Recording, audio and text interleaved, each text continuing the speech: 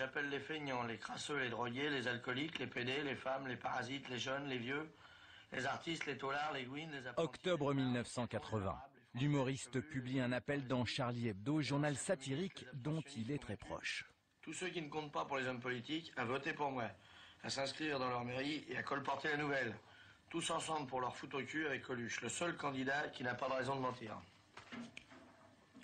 Alors, sur cette terre glorieuse de Valmy, moi, Jean-Marie Le Pen, je vous invite, vous tous qui aimez la France, à vous réunir autour de ma candidature. Oui, tous, vous, paysans, artisans, commerçants, employés, étudiants, chômeurs, ouvriers et entrepreneurs, artistes et savants, et vous aussi, Français d'origine étrangère. Je vous invite à nous rejoindre, vous que nous avions si bien su assimiler par le passé, quand notre beau pays suscitait désir et respect, avant que les ravages de mai 68 n'aient répandu partout la haine de ce qui est français, la détestation de l'autre et de soi. Il y a eu un Platini, il y a eu un Zidane, pourquoi ce grand dessein ne serait-il pas possible demain?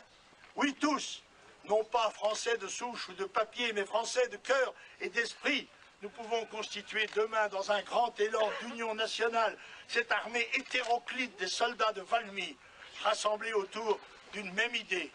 de cette France, qui est une idée, celle de la République, une et indivisible, fière de son histoire et assimilatrice, respectueuse de la liberté et soucieuse des humbles,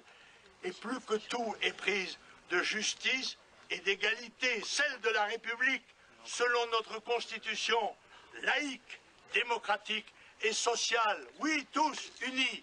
Gaulois, Céfrans, ouvriers et entrepreneurs, paysans, pêcheurs et poètes,